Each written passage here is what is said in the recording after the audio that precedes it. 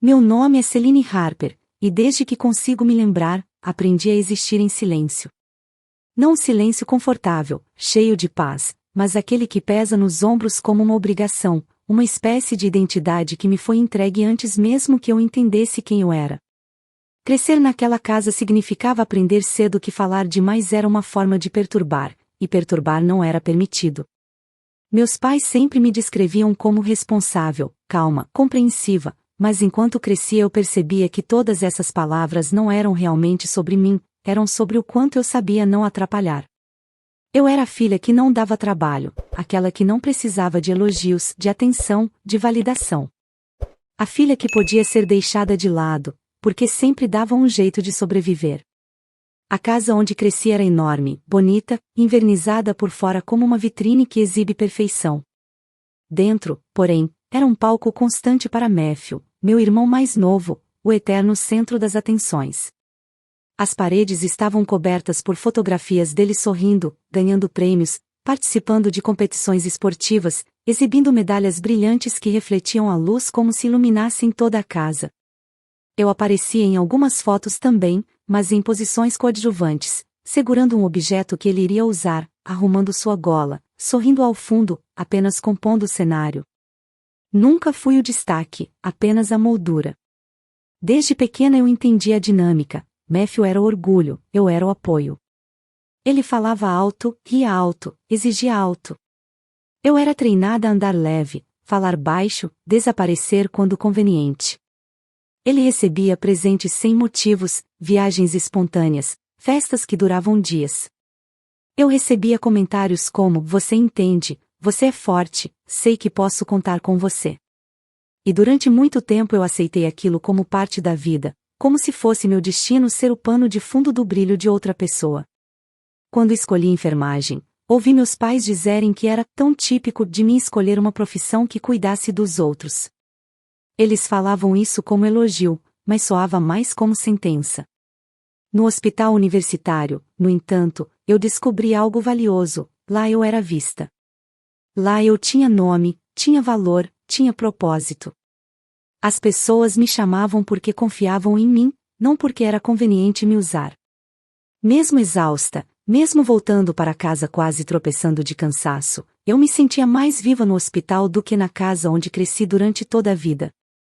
Os sintomas começaram devagar, quase como pequenos sussurros do meu corpo pedindo atenção. Primeiro veio a dor discreta, depois um cansaço que não combinava com a minha idade. Depois vieram tonturas, e uma sensação de que algo dentro de mim estava errado, mas eu continuei ignorando porque sempre foi isso que aprendi: eu não podia ser prioridade, nem mesmo para mim. Até que uma noite, durante um plantão especialmente intenso, quase desmaiei ao me abaixar para ajudar um paciente. A enfermeira-chefe me segurou antes que eu caísse e perguntou se eu estava bem. Sorri, como sempre, e respondi: "Estou, só preciso descansar." A mesma mentira que contei a vida inteira. Quando fui ao médico, ouvi a palavra cirurgia pela primeira vez. Ele explicou tudo com calma, dizendo que o procedimento era necessário, que eu não deveria adiar. Fiquei sentada ali, ouvindo suas palavras enquanto lutava contra a vontade de chorar. Não pelo medo da cirurgia, mas porque pela primeira vez senti que alguém estava realmente preocupado comigo. Saí do consultório segurando o papel com as recomendações médicas e uma sensação estranha de que aquele seria o início de algo muito maior. Ainda assim, voltei à rotina. Acordava cedo, arrumava a casa, deixava tudo pronto para meus pais e para Matthew, que descia as escadas sempre exibindo um sorriso confiante, como se o mundo existisse para atendê-lo. Às vezes ele demonstrava preocupação, mas logo desviava o foco para si mesmo. Como naquela manhã em que me viu apoiada na pia e perguntou: "Você está bem?" Respondi: "Estou", e ele apenas deu de ombros, indo em direção à mesa do café. Era assim. Sempre assim. Enquanto isso, as minhas dores aumentavam. Em silêncio, eu pesquisava sobre a cirurgia, sobre prazos, sobre riscos. Em silêncio, eu guardava dentro de mim um medo que nunca seria compreendido naquela casa. E em silêncio, eu sentia que algo dentro de mim começava a se romper, não o corpo, mas a paciência, a expectativa, a necessidade de ser vista. Porque cada passo que eu dava era acompanhado de um questionamento profundo: até quando eu poderia continuar sendo invisível antes de desaparecer completamente? Eu ainda não sabia, mas aquele ponto de ruptura estava mais próximo do que eu imaginava. E, quando finalmente chegasse, nada, absolutamente nada, seria capaz de me fazer voltar ao lugar que eles haviam reservado para minha vida inteira. Eu sempre acreditei que a rotina tinha o poder de nos anestesiar, de transformar qualquer dor em algo suportável apenas porque se repetia todos os dias. Mas, naquele período, cada minuto parecia pesar mais do que o anterior, como se meu corpo estivesse tentando me avisar que eu não podia mais carregar tudo sozinha. Apesar disso, eu continuava tentando convencer a mim mesma de que estava tudo sob controle. A maior mentira que já contei na vida foi a de que eu conseguia suportar qualquer coisa, porque foi exatamente essa mentira que minha família acreditou e explorou. O hospital universitário se tornou meu refúgio e minha prisão ao mesmo tempo.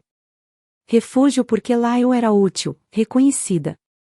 Prisão porque, cada vez que eu saía, a sensação de fraqueza aumentava. Durante os plantões, o ar frio da enfermaria misturado ao cheiro de álcool me ajudava a manter a mente focada, mas bastava chegar no vestiário para a fachada desmoronar. Eu me sentava no banco metálico, apoiava os cotovelos nos joelhos e respirava fundo, tentando ignorar a fisgada profunda que atravessava meu abdômen. Algumas colegas perguntavam se eu estava bem e respondi com o mesmo sorriso treinado de sempre: só cansaço.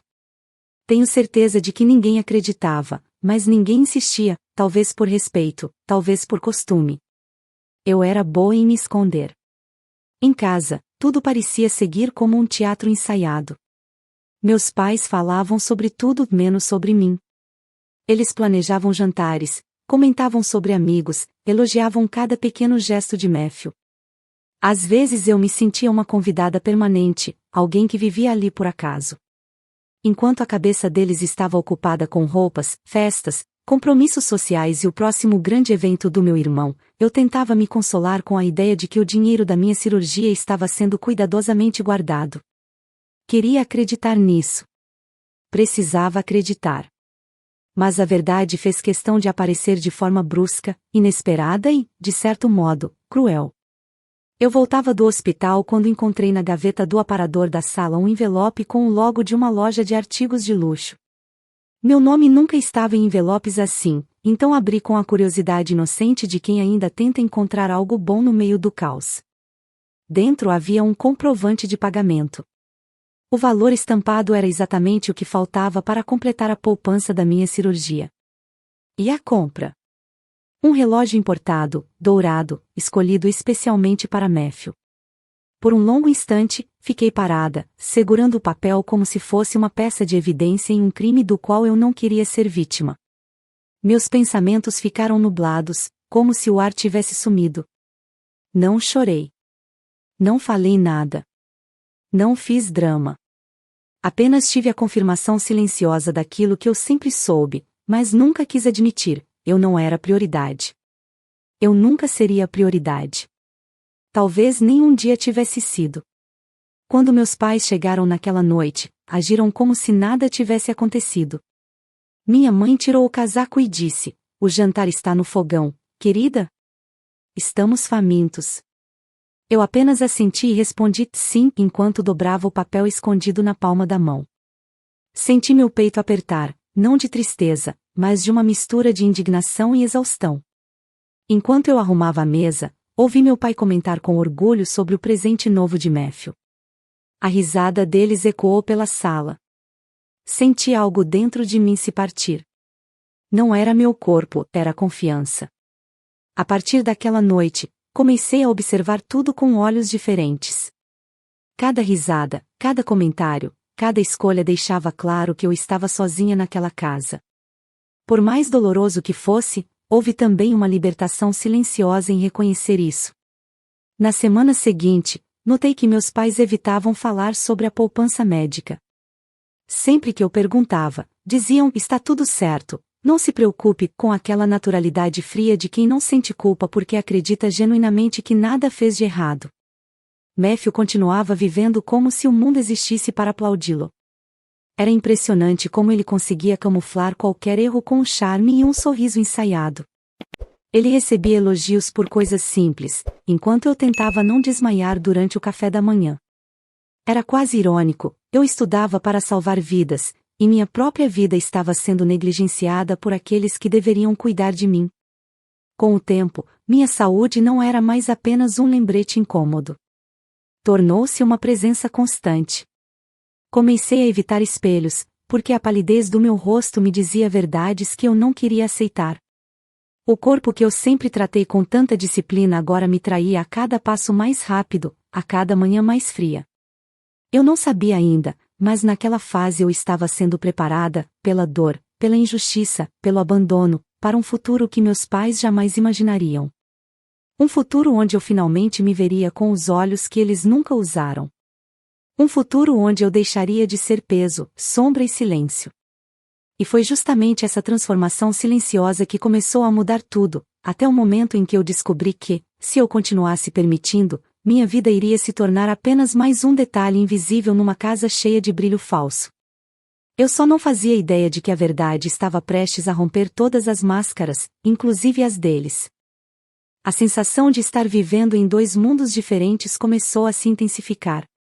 No hospital, eu era treinada a identificar sintomas, reconhecer padrões, entender a gravidade antes que fosse tarde demais. Em casa, eu me via obrigada a ignorar exatamente tudo isso em mim mesma. Era como se eu estivesse assistindo minha própria vida de fora, observando meu corpo dar sinais cada vez mais claros de que estava desistindo, enquanto eu tentava manter uma rotina que já não fazia sentido. Cada amanhecer carregava um aviso silencioso, e ainda assim eu insistia em acreditar que poderia controlar o tempo apenas por desejar. Os sintomas começaram a se manifestar com uma força que eu não conseguia mais esconder. Acordava com a cabeça latejando, uma dor profunda, como se alguém estivesse apertando o meu crânio por dentro. O cansaço se tornou uma camada permanente sobre minha pele, e a fraqueza nas pernas, antes discreta, agora me fazia segurar nas paredes para conseguir subir as escadas. Eu fingia normalidade, mas meu corpo já tinha desistido de fingir. Em alguns dias, mal conseguia me manter de pé quando o despertador tocava. Em outros, a tontura chegava tão rápido que eu precisava fechar os olhos e me agarrar à pia do banheiro até tudo parar de girar. O médico havia sido claro: não adie. Seu corpo está mostrando sinais de alerta. Eu ouvi aquelas palavras ecoarem na minha mente como se fossem uma sentença, e ainda assim me vi presa a um tipo estranho de dependência emocional. Cresci ouvindo que meus pais sabiam o que era melhor para mim, que eu deveria confiar, que eles eram responsáveis. Mas confiar no quê, exatamente? No silêncio deles? Na indiferença? Nas prioridades distorcidas? A cada resposta vaga que eu recebia, meu medo aumentava, não apenas o medo da cirurgia, mas o medo de perceber que, no final das contas, eu estava completamente sozinha. Enquanto lidava com minha própria deterioração, o aniversário de Matthew se aproximava, e com ele uma excitação quase irracional que dominava a casa. Meus pais falavam de convidados, decoração, música, aluguel de espaço, tudo com a mesma animação que nunca demonstraram por nenhum acontecimento meu. Eu observava aquilo como quem vê uma cena muito distante da própria realidade.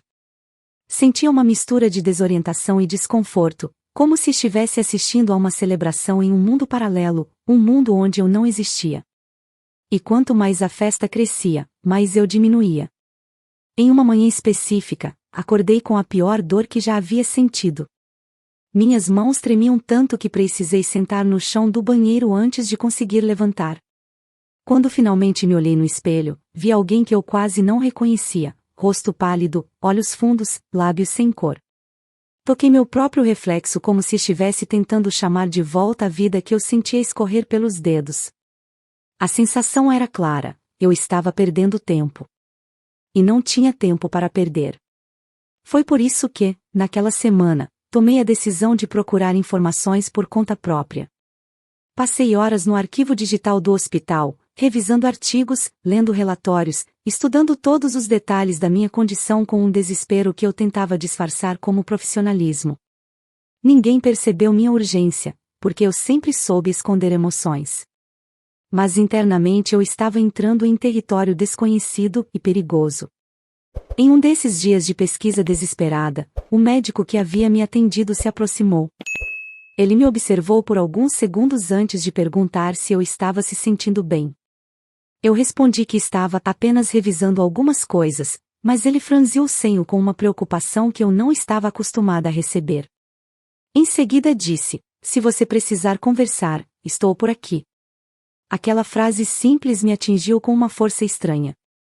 Eu precisei de alguns segundos para respirar. Pela primeira vez em muito tempo, alguém me oferecia atenção sem que eu tivesse implorado por ela. Voltei para casa com mais peso emocional do que físico, carregando documentos, informações e um medo crescente. A cada passo que eu dava, sentia a urgência pulsando dentro de mim. A dor não era mais um incômodo, era um aviso. E, pela primeira vez, eu comecei a encarar a possibilidade de que, se eu não tomasse alguma decisão logo, talvez nem chegasse a tempo de fazer a cirurgia. Enquanto tudo isso acontecia, Matthew continuava vivendo como se não houvesse nada além de brilho ao redor. Ele comentava sobre a festa com empolgação exagerada, fazendo planos, escolhendo roupas, discutindo detalhes que, para mim, pareciam tão distantes quanto um evento em outro planeta. O contraste entre minha deterioração física e a euforia dele era quase cômico, se não fosse trágico. Foi nesse contraste que algo dentro de mim começou a mudar de forma definitiva. Pela primeira vez, deixei de esperar que alguém me salvasse. E quando isso acontece, quando a gente enfim entende que a única saída é se tornar protagonista da própria história, tudo ao redor começa a perder o brilho, principalmente aquilo que nunca foi luz de verdade. Eu ainda não sabia exatamente o que iria fazer. Mas sabia que não ficaria esperando que alguém decidisse se minha vida valia ou não o sacrifício. E foi essa decisão silenciosa que começou a mover tudo ao meu redor, abrindo espaço para a virada que ninguém, absolutamente ninguém, estava preparado para enfrentar. Eu comecei aquele dia com uma sensação estranha, como se estivesse respirando um ar mais denso, mais pesado, difícil de puxar para dentro dos pulmões. Não era apenas a dor física, que já havia se tornado parte da minha rotina, era algo diferente. Era a certeza de que, naquela noite, algo precisaria mudar. Talvez eu ainda não soubesse exatamente como ou o que, mas sentia que estava caminhando em direção a um limite que não poderia ultrapassar sem consequências. A casa parecia mais silenciosa do que o habitual quando acordei, e por um breve instante me perguntei se esse silêncio também estava tentando me dizer alguma coisa. Passei o resto do dia observando meus pais e Matthew organizarem os últimos detalhes para o jantar de ação de graças. Era curioso assistir ao empenho deles em criar um ambiente perfeito, cheio de aparências, de sorrisos ensaiados, de pratos impecáveis alinhados sobre a mesa. A cada toalha esticada, a cada talher polido, a cada vela posicionada com perfeição, eu senti a realidade da minha vida se tornar mais absurda. Toda aquela dedicação para construir uma noite impecável, enquanto o resto da minha existência desmoronava sem que eles sequer percebessem. Eu me arrumei devagar, sentindo o corpo protestar a cada movimento, mas ainda assim tentando manter uma postura que não entregasse meu estado real. Quando desci as escadas, vi minha mãe admirando a decoração como se fosse uma obra-prima. Meu pai revisava a lista de convidados, mesmo que ninguém além de nós fosse aparecer. E Matthew, como sempre, ocupava a sala como se fosse um anfitrião perfeito, comentando animadamente sobre o clima, o jantar e qualquer outra coisa que reforçasse sua importância naquele ambiente. O cheiro da comida se espalhava pelo ar, e enquanto eu caminhava até meu lugar na mesa, senti um peso familiar cair sobre meus ombros, o peso de estar cercada por pessoas que deveriam me conhecer, mas que não enxergavam nada além de si mesmas. Me sentei em silêncio, observando a mesa brilhante, repleta de pratos impecáveis, enquanto minha mente pulsava com perguntas que eu tentava ignorar. Por quanto tempo eu conseguiria continuar fingindo que aquela vida era suficiente? Por quanto tempo eu suportaria ser tratada como algo descartável? Por quanto tempo meu corpo aguentaria antes de simplesmente não aguentar mais? Quando todos se sentaram, meus pais começaram a conversar como se estivéssemos participando de uma cena ensaiada. Matthew fazia comentários sobre seus planos futuros, e meus pais riam com orgulho, enquanto eu permanecia calada, apenas ouvindo. A sensação de estar desconectada daquele momento era quase física. Eu sentia como se estivesse sentada em uma bolha, olhando para eles como quem observa uma peça teatral de longe. E enquanto eles falavam, minha mente repetia a mesma frase: eu preciso saber a verdade. Respirei fundo, segurei o garfo com firmeza e, sem levantar a voz, fiz a pergunta que estava presa na minha garganta havia dias. Vocês receberam a data da minha consulta para a cirurgia? A mesa ficou em silêncio por uma fração de segundo. Meu pai trocou um olhar rápido com minha mãe, um daqueles olhares que revelam mais do que qualquer palavra poderia. Matthew continuou comendo, distraído, como se nada tivesse sido dito. E então minha mãe respondeu, com a naturalidade cruel de quem acredita realmente estar fazendo algo certo. Sim, recebemos. Mas usamos o dinheiro para o aniversário do seu irmão. Ele só faz aniversário uma vez por ano. Por um instante, o mundo parou. O garfo escorregou da minha mão e bateu no prato, o som metálico ecoando pela sala como um aviso. Eu não senti raiva, senti clareza. Uma clareza fria, afiada, que cortou o último fio que me mantinha presa àquela família. Eles não disseram com vergonha. Não disseram com arrependimento. Disseram com convicção. Eu poderia morrer, e para eles isso não seria tão grave quanto decepcionar Matthew em mais uma festa luxuosa. Olhei para eles com uma calma que nem eu compreendia. Era como se, naquele momento, eu tivesse saído do corpo e estivesse observando tudo de fora. Senti um vazio profundo dentro de mim, mas ao mesmo tempo uma força que eu não sabia que tinha. E então, com a voz mais serena que encontrei dentro de mim, eu disse: Então, acho que vocês ainda não sabem quem realmente precisa da cirurgia. A reação deles foi imediata. Meu pai empalideceu, minha mãe congelou com a mão suspensa no ar, e até Matthew levantou os olhos do prato. Quem é? Meu pai perguntou, a voz embargada em uma mistura de medo e incredulidade. Eu não hesitei. Virei meu rosto na direção do meu irmão, e pela primeira vez na vida, não escondi nada, nem dor, nem força, nem verdade. Foi a primeira rachadura real nas paredes daquela casa. O primeiro momento em que eles perceberam que não estavam mais no controle. O início de algo que mudaria tudo para sempre. O silêncio que tomou conta da mesa parecia vivo, pulsante, como se respirasse junto comigo. Eu conseguia sentir o coração batendo no fundo do ouvido, mas por fora eu estava imóvel, firme, controlada de um jeito que eu nunca tinha sido antes. A expressão no rosto da minha família era uma mistura perfeita de choque, pânico e culpa. Culpa essa que eu nunca imaginei ver estampada neles, porque por tantos anos eu me acostumei a acreditar que nada que acontecesse comigo os afetava de verdade. Meu pai repetiu a pergunta com a voz trêmula. Quem precisa da cirurgia? Eu poderia ter falado de muitas formas. Poderia ter gritado, chorado, despejado todas as dores que carreguei por anos. Mas não fiz nada disso. Apenas virei meu rosto para Matthew, que me olhava como quem tenta decifrar um idioma desconhecido. O garoto brilhante, o filho perfeito, o centro de tudo, agora parecia pequeno. Minúsculo. E pela primeira vez na vida, vulnerável. Matthew, respondi, deixando a palavra cair entre nós como uma pedra lançada em água parada. O rosto dele empalideceu de imediato. A mão que segurava o garfo vacilou. Meus pais se viraram para ele, os olhos arregalados, como se só naquele segundo estivessem acordando de um sonho confortável. E então, no primeiro lampejo de desespero que vi nos olhos de Matthew, eu soube que ele entendeu exatamente o que eu estava prestes a revelar, porque ele sabia. Ele sempre soube. Apenas escondeu. Ele tentou disfarçar, claro. Matthew era um especialista em interpretar papéis quando necessário. O que você está dizendo, Celine? Ele perguntou, tentando recuperar o controle da voz. Mas eu não tinha mais medo. Não tinha mais hesitação.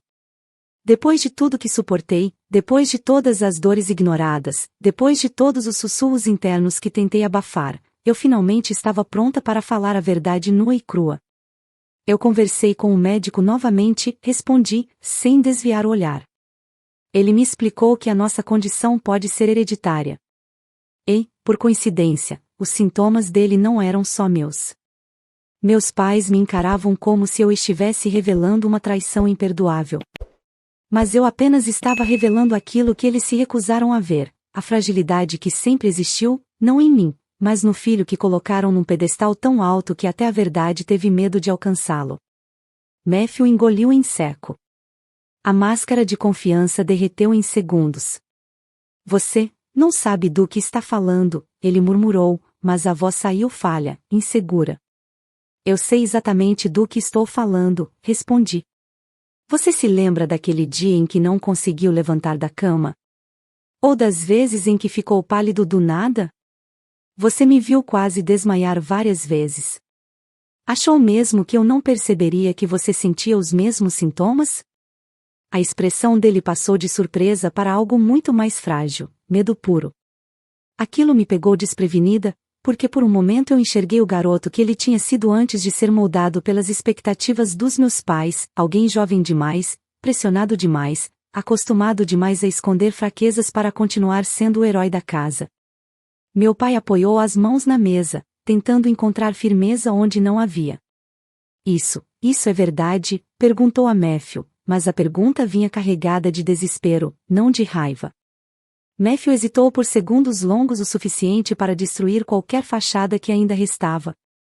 E no momento em que abriu a boca, percebi a resposta antes mesmo que ele dissesse. Eu senti algumas coisas, mas preferiu fingir, completei, sem levantar a voz. Assim como eles sempre fingiram que nada estava errado comigo. A diferença é que, agora, fingir pode te matar. Minha mãe levou a mão à boca como se estivesse vendo um fantasma.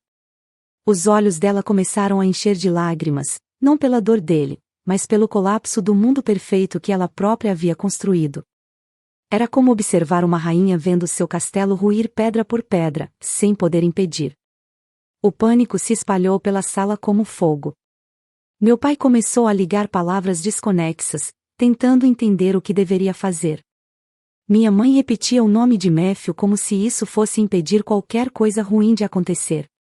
E Matthew, pela primeira vez, não tinha resposta, não tinha controle, não tinha como se colocar acima de ninguém. Mas a verdade, tão dolorosa e tão necessária, estava finalmente à mesa. E naquele momento, observando minha família despedaçar a própria ilusão, eu percebi algo que nunca tinha percebido antes. Eu não precisava mais me machucar para caber naquele lar. Porque agora, eles estavam sendo obrigados a enxergar aquilo que eu já sabia há muito tempo, e a verdade, quando enfim aparece, sempre chega para todos. A sala parecia pequena demais para acomodar tantos sentimentos ao mesmo tempo. A cada segundo que passava, minhas mãos ficavam mais firmes, meu coração mais estável, enquanto o caos crescia ao redor.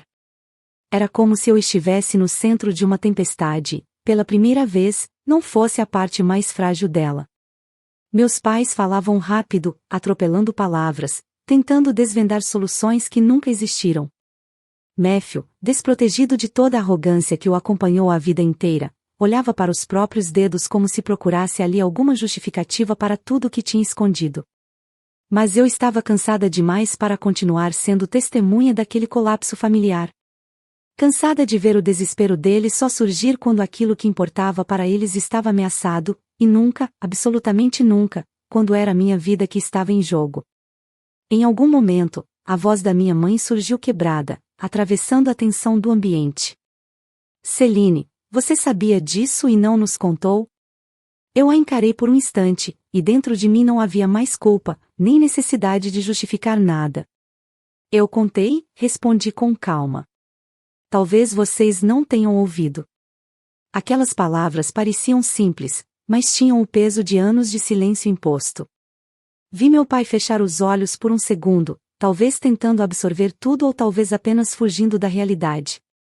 Matthew passou a mão pelos cabelos, visivelmente abalado, mas eu não conseguia sentir pena dele. Pela primeira vez, eu não sentia sobra, nem necessidade de proteger ninguém daquela verdade. Eu me levantei da mesa com cuidado, sentindo meu corpo protestar com a mesma dor constante que já era quase parte de mim. Caminhei até a sala com passos lentos, mas determinados, e cada movimento parecia ecoar dentro da casa inteira. Senti o olhar deles me seguindo, mas não respondi. Havia uma linha invisível naquela sala que eu finalmente estava cruzando, a linha entre a pessoa que eles acostumaram a ter e a pessoa que eu me tornaria a partir daquele momento. No andar de cima, o corredor parecia mais longo do que de costume, como se estivesse me dando tempo para perceber a magnitude daquilo que eu estava prestes a fazer. Quando entrei no meu quarto, olhei ao redor e senti um misto de pertencimento e estranheza. Aquele lugar guardava tantos pedaços meus que eu quase me perguntei se conseguiria deixá-lo. Mas a resposta veio rápida e firme: eu precisava ir embora para sobreviver. Abri a porta do armário e peguei a mala que estava guardada no fundo. Ela parecia pesada logo de início, mas descobri que a verdadeira carga não estava nas roupas que eu colocava lá dentro, estava na história que eu estava deixando para trás. Peguei apenas o essencial: minhas roupas, meus livros, alguns documentos e uma fotografia antiga minha, tirada antes de Matthew ocupar todos os espaços na casa. Toquei o vidro da moldura por um instante, observando a garota que eu havia sido, e sussurrei para mim mesma algo que nunca tive coragem de dizer em voz alta. Você finalmente está saindo daqui. Quando voltei para o andar de baixo, carregando a mala, meus pais se levantaram imediatamente.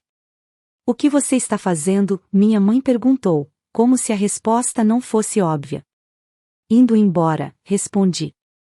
O silêncio que se seguiu foi denso, quase sufocante. Meu pai deu um passo à frente, tentando manter a postura de autoridade que sempre exerceu sem esforço. Celine, você não pode simplesmente abandonar a família nesse momento. Eu respirei fundo, permitindo que a verdade encontrasse espaço dentro de mim antes de se transformar em palavras. Eu não estou abandonando vocês. Estou parando de me abandonar. A expressão dele vacilou. Minha mãe colocou as mãos no rosto como se estivesse testemunhando uma tragédia, mas para mim aquilo não era tragédia, era libertação. Matthew se levantou, hesitante, e disse meu nome num pedido fraco. Celine, espera. Mas eu não esperei. Eu passei por ele como quem passa por uma porta que finalmente se abriu. Não havia mais espaço dentro de mim para hesitação, para indecisão, para culpa. Era tarde demais para qualquer pedido de desculpa, e cedo demais para qualquer perdão. Quando a porta se abriu, senti o ar frio da noite tocar meu rosto. E foi nesse instante, nesse exato momento, que vi uma figura parada ao lado da calçada. O médico com quem eu havia conversado dias antes me observava com uma expressão seria, mas cheia de uma gentileza que eu não estava acostumada a receber. Pronta? Ele perguntou. Por um segundo, minhas emoções se atropelaram, mas eu apenas assenti. Porque pela primeira vez na minha vida, alguém estava ali, não para me usar, não para me ignorar, mas para me estender a mão quando eu mais precisava. Enquanto caminhávamos em direção ao carro, percebi que a casa atrás de mim continuava enorme, imponente, cheia de silêncios e sombras. Mas ela já não tinha poder sobre mim. A cada passo, eu deixava para trás uma versão minha que nunca mais existiria. E pela primeira vez, senti que minha vida finalmente estava prestes a começar do lado de fora daquele lugar. A primeira noite longe daquela casa parecia estranhamente silenciosa, mas não o tipo de silêncio que sufoca, era um silêncio que acolhia. Um silêncio que dizia: você está segura agora. No quarto improvisado do hospital, enquanto o médico revisava meus exames pela última vez, eu senti algo que não experimentava há anos. O peso sobre meu peito finalmente começava a desaparecer. Pela primeira vez, eu deixei meu corpo relaxar sem medo. A cirurgia seria naquela semana, e em vez de pavor, eu senti alívio. Era como se eu estivesse finalmente devolvendo a mim mesma tudo que me roubaram ao longo dos anos. Quando acordei depois da cirurgia, minha mente parecia envolta em algodão, mas a primeira sensação que tive foi de leveza. A dor que antes me acompanhava como uma sombra constante havia sumido. Eu pisquei devagar, ajustando minha visão, e encontrei o médico parado ao lado da cama com um sorriso discreto. Correu tudo bem, ele disse. Ouvir essas palavras foi como respirar pela primeira vez de verdade. A recuperação foi lenta, mas cada dia me dava um motivo novo para acreditar que eu tinha tomado a decisão certa. Os corredores do hospital, antes tão associados ao meu trabalho exaustivo, agora eram símbolos da minha própria cura física e emocional. Enquanto eu reaprendi a caminhar sem medo, meu corpo parecia me agradecer, passo a passo, por finalmente tê-lo escolhido. E, com o tempo, comecei a entender que a minha vida não havia começado quando nasci, mas quando encontrei coragem para ir embora. As consequências para cada membro da minha família chegaram rápido, como ondas quebrando na areia depois de anos de mar aparentemente calmo. A primeira notícia veio através de uma mensagem inesperada: Matthew precisará ser internado. Os sintomas que ele escondia por orgulho haviam piorado, e ele entrou em colapso dias depois da minha saída. Meus pais, desesperados, não sabiam como lidar. Eles sempre acreditaram que Matthew era intocável. Que nada jamais aconteceria com ele. Que o mundo existia para protegê-lo. Agora, enfrentavam a realidade de que haviam deixado o próprio filho adoecer por cegueira, negligência e ego. A mensagem veio de forma seca, quase fria, como se meu pai não tivesse coragem de perguntar diretamente como eu estava. Seu irmão está no hospital. Precisamos de você. Eu li aquelas palavras várias vezes. Precisavam de mim. Depois de anos ignorando qualquer pedido meu, agora pediam ajuda. Mas tudo que senti foi uma estranha mistura de tristeza e clareza. Eu já tinha dado tudo o que podia a eles. Já tinha sido apoio, sombra, ponte, muleta emocional. E agora, eu precisava ser outra coisa, precisava ser minha própria proteção.